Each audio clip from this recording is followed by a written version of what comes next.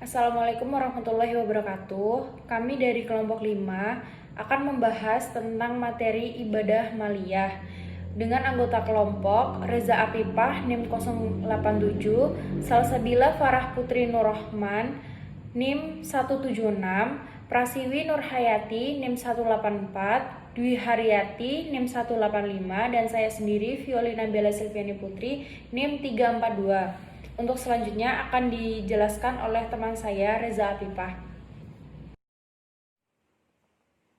Pengertian ibadah maliyah. Ibadah maliyah adalah amalan-amalan ibadah yang lebih banyak dilakukan dengan sarana harta benda atau ibadah yang diwujudkan dalam bentuk pemberian harta atau terkait dengan harta, yaitu menggunakan harta yang Allah karuniakan untuk apa-apa yang Allah cintai dan Allah ridhoi seperti zakat, infak, sodako, dan lain-lain. Ibadah harta atau ibadah maliyah merupakan investasi amal yang tidak akan berhenti pahalanya. Walaupun yang bersangkutan sudah meninggal dunia, yang dikenal dengan amal jariyah. Harta yang dititipkan kepada manusia harus dijadikan sebagai bekal kepada Allah Subhanahu wa taala. Banyak harta harus mendorong seseorang untuk lebih banyak beribadah kepada Allah. Harta yang dijadikan sebagai bekal dan sarana ibadah berarti harta yang bermanfaat akan membuahkan berkah kepada harta dan kehidupan yang bersangkutan. Dan kewajiban bersyukur atas nikmat harta harus dibuktikan dengan cara menggunakan harta tersebut sebagai sarana ibadah kepada Allah Subhanahu wa taala. Pelaksanaan tugas ibadah kepada Allah Subhanahu wa taala tidak hanya diwujudkan dalam bentuk ibadah fisik saja, tetapi juga diwujudkan dalam bentuk ibadah harta. Ibadah dengan harta termasuk bagian penting dalam syariat Islam. Hanya ada dua hukum ibadah maliyah ini, yaitu wajib dan sunnah. Menurut para ulama, wajib adalah sesuatu yang diganjar jika mengamalkan dan disanksi jika meninggalkannya. Sedangkan sunnah adalah sesuatu yang diganjar jika mengamalkannya dan tidak disanksi jika meninggalkannya. Letak perbedaan kedua hukum tersebut adalah pahala dan azab. Mengamalkan yang wajib akan mendapatkan pahala dan meninggalkannya mendapat punishment. Mengamalkan yang sunnah memperoleh reward, tetapi meninggalkan tidak diberi punishment. Macam-macam ibadah maliyah. Yang pertama ada zakat. Zakat menurut istilah bahasa artinya tumbuh, berkat, atau kebaikan. Menurut istilah ahli fikih artinya kadar harta tertentu yang harus diberikan kepada kelompok-kelompok tertentu dengan berbagai syarat. Zakat adalah salah satu rukun Islam yang kelima. Hukumnya yaitu fardu ain atau wajib atas tiap-tiap orang yang cukup syarat-syaratnya. Zakat mulai diwajibkan pada tahun kedua Hijriyah. Kata zakat merupakan isim masdar dari zaka yang berarti berkah, tumbuh, bersih, dan baik. Sedangkan menurut istilah para ulama, zakat adalah memberikan sebagian yang khusus dari harta yang khusus dengan ketentuan yang khusus, dan sebagiannya disalurkan pada waktu yang khusus untuk yang berhak menerimanya. Sebagaimana definisi tersebut, ada 5 unsur utama dalam zakat, yaitu yang pertama sebagai harta, tidak seluruhnya. Yang kedua, harta yang dizakati adalah harta yang khusus atau telah ditentukan, misalnya harta perdagangan atau tijarah. Yang ketiga, ada harta ketentuan yang khusus dalam standar ukuran, misalnya zakat perdagangan adalah 2,5% dari modal. Yang keempat, ada sebagian didistribusikan pada waktu tertentu seperti halnya zakat fitrah dan zakat emas sebagai simpanan. Dan yang terakhir ada zakat hanya untuk mustahik yang sudah ditentukan dalam Al-Quran surat At-Taubah surat ke-9 ayat 60. Saya Salsabila Farah Putri Nurrahman, NIM 176 akan mempresentasikan tentang macam-macam ibadah maliyah. Yang kedua yaitu infak. Infak berasal dari kata nafako yang berarti telah lewat, berlalu, habis, mengeluarkan isi, menghabiskan miliknya, atau berbelanja. Menurut istilah, infak adalah mengeluarkan harta yang thoyyib, baik, dalam ketaatan atau hal-hal yang dibolehkan. Perbedaan antara infak dengan zakat terletak pada standar ukuran, waktu, dan mustahik. Jika zakat sudah tertentu sebagaimana 5 unsur utama zakat, maka infak tidak ditentukan standar ukuran, waktu, penuaian, dan mustahiknya tidak terpaku sebagaimana dalam Quran surat 9, yaitu Quran surat At-Taubah ayat 60. 3. Sodakoh. Ibadah harta pada umumnya disebut sodakoh. Sodakoh yang wajib dan ditentukan standar pelaksanaannya disebut zakat. Sodakoh yang wajib tapi tidak ditentukan standar pelaksanaannya disebut infak. Adapun sodakoh yang sunat disebut dengan kata sodakoh itu sendiri. Sodakoh berasal dari kata asidku yang berarti benar, jujur. Falsafahnya, sodakoh merupakan bukti bahwa seseorang memiliki keyakinan atau akidah yang benar, jalan hidup atau syariah yang benar, dan perilaku atau akhlak yang benar. Selain itu, sodakoh merupakan manifestasi kejujuran seseorang dalam kepemilikan harta. Menurut istilah, sodakoh adalah sesuatu yang diberikan untuk mendekatkan diri kepada Allah Ta'ala. Jika zakat dan infak sudah ditentukan jenisnya seperti uang, emas, perak, perdagangan, hewan, dan lain-lain, maka sodakoh tidak demikian. Sodakoh boleh dengan barang-barang, juga boleh dengan pikiran, tenaga, maupun lainnya. Bahkan wajah senyuman pun bisa bernilai sodakoh. 4. Fidyah. Fidyah adalah menempatkan sesuatu pada tempat lain sebagai tebusan atau penggantinya, baik berupa makanan atau lainnya. Fidyah juga berarti kewajiban manusia mengeluarkan sejumlah harta untuk menutupi ibadah yang ditinggalkannya.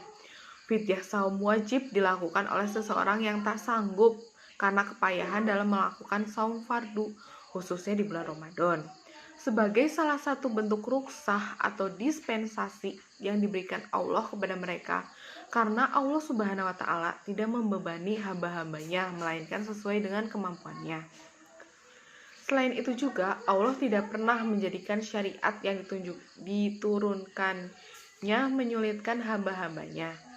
Landasan normatif yang dititahkan Allah Subhanahu wa Ta'ala mengenai hal ini yaitu karena firman-Nya dalam Al-Qur'an, dan wajib bagi orang-orang yang berat melakukan saum atau jika mereka tidak melakukan saum, yaitu dengan memberikan fidyah seperti memberikan makan satu orang miskin, yaitu tercantum dalam Quran surat kedua, yaitu Quran surat Al-Baqarah ayat 184. Hukum fidyah sebagaimana firman Allah Subhanahu wa Ta'ala di atas adalah wajib apabila 1. Tidak mampu melakukan saum seperti karena lanjut usia. 2. Orang sakit permanen yang kesembuhannya sangat sulit. 3. Perempuan hamil atau perempuan yang sedang menyusui, atau juga yang bersangkutan boleh memilih antara mengqadha saum atau fidyah. 4. Jumlah fidyah adalah sejumlah makanan yang dikonsumsi oleh mereka pada bulan Ramadan.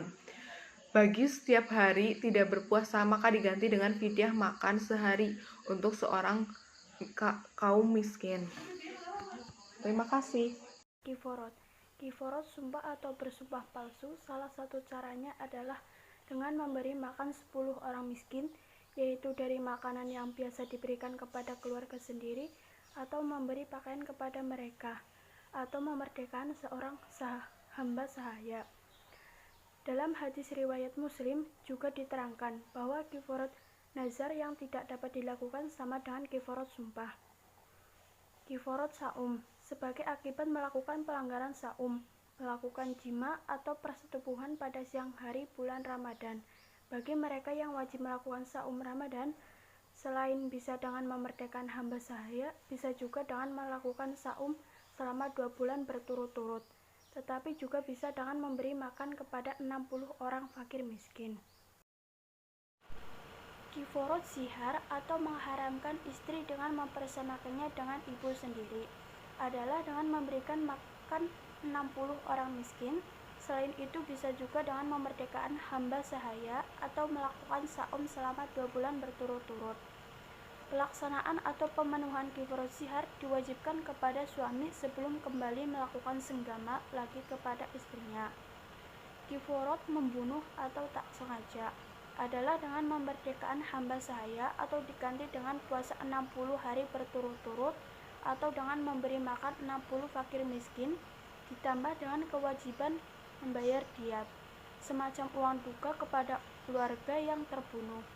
Pemberian diat atau pembayaran sejumlah harta kepada keluarga korban ditetapkan sesuai dengan kesepakatan, karena sesuai tindakan menghilangkan nyawa seseorang dengan tidak sengaja. Juga sebagai tebusan bila ada maaf dari pihak keluarga terbunuh. Untuk pembayaran diat tidak terikat dengan ketentuan mesti konsumtif, mungkin saja bersifat produktif dan monumental.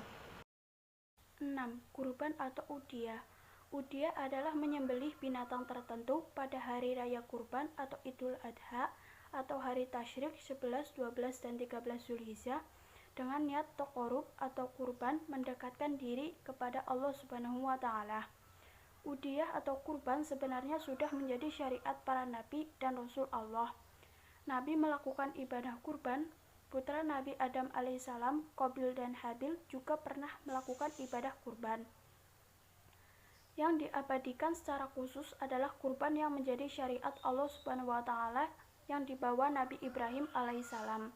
Kemudian syariat itu dilestarikan menjadi syariat Nabi Muhammad SAW atas legitimasi dan perintah Allah Subhanahu wa Ta'ala yang diabadikannya dalam Al-Quran Surat Al-Kautsar 108 ayat 2.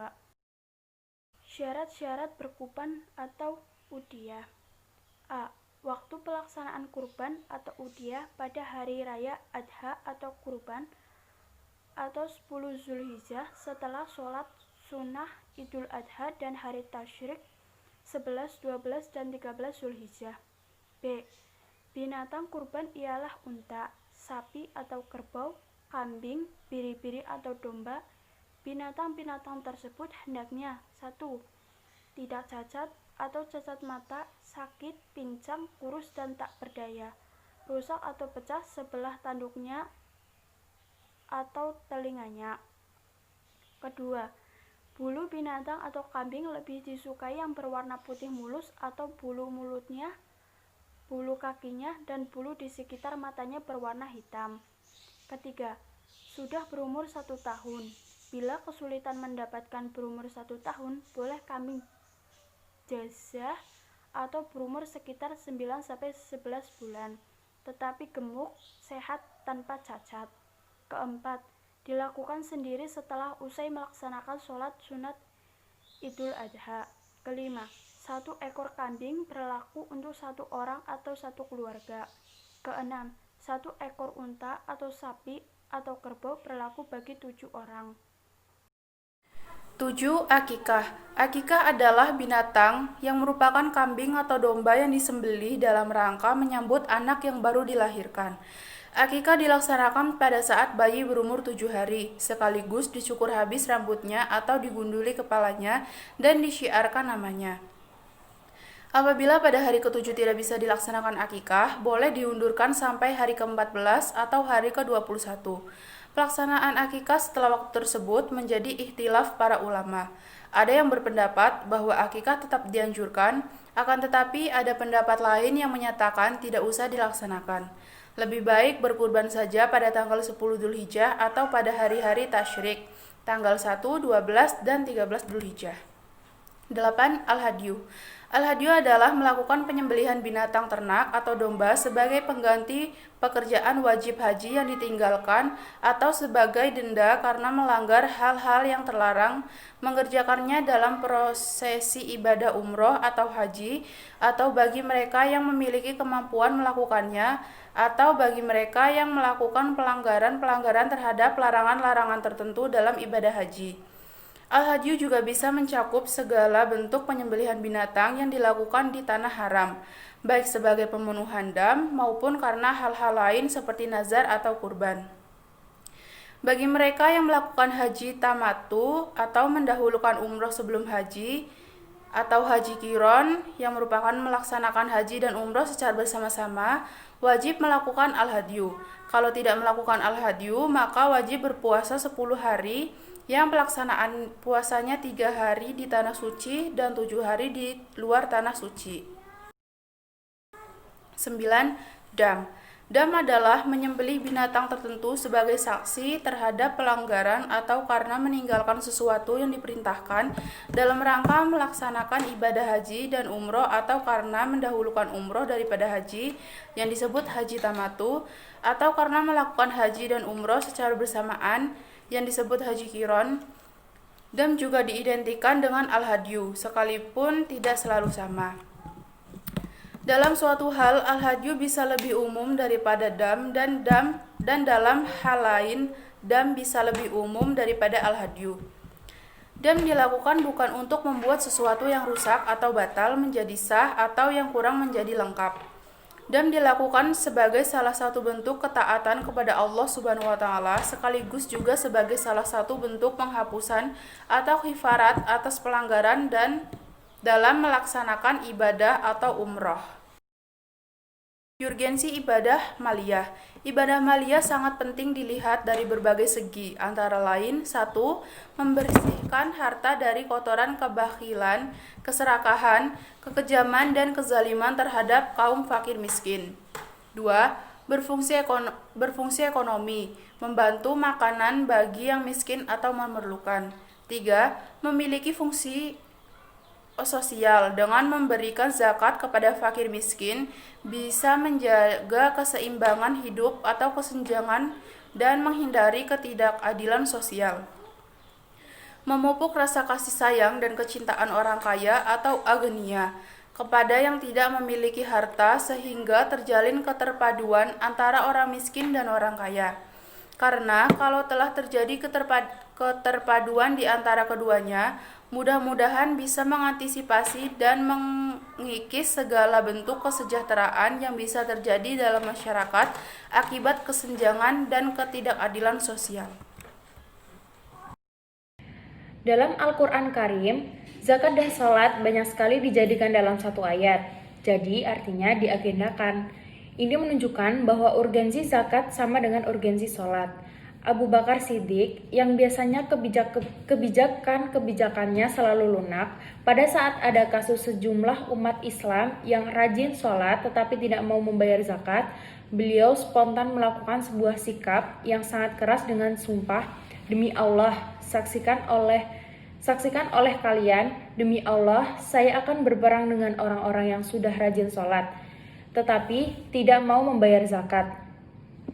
Mungkin karena kebijakan ini dan sikap Abu Bakar yang begitu tegas, mereka segera membayar zakat. Perintah itu ditunjukkan kepada semua penguasa muslim untuk turut campur supaya memerintahkan kepada umat Islam yang wajib mengeluarkan zakat. Allah Subhanahu wa taala berfirman dalam sebuah hadis qudsi, unfik atau infakkan hartamu, keluarkan zakatmu, Allah yang akan menggantinya. Barang siapa yang membuka keran rezeki untuk kepentingan agama dan kemanusiaan, Allah akan membuka keran rezeki yang lebih besar.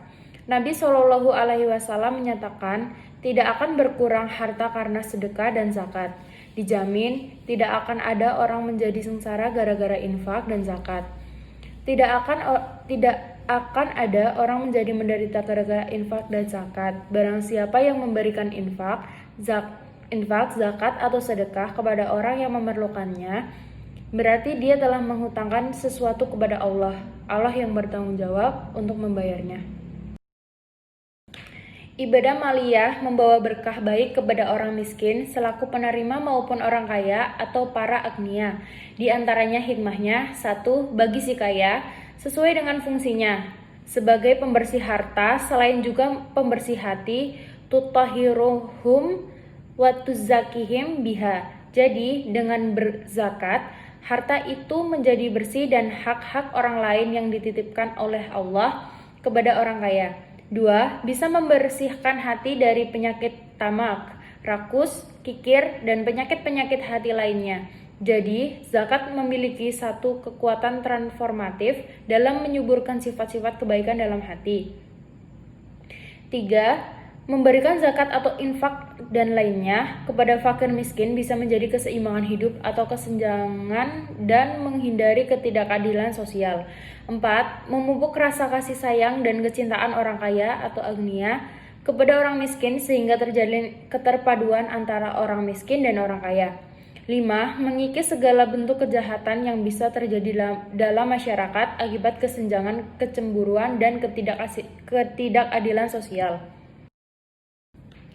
Makna spiritual ibadah maliyah bagi kehidupan sosial.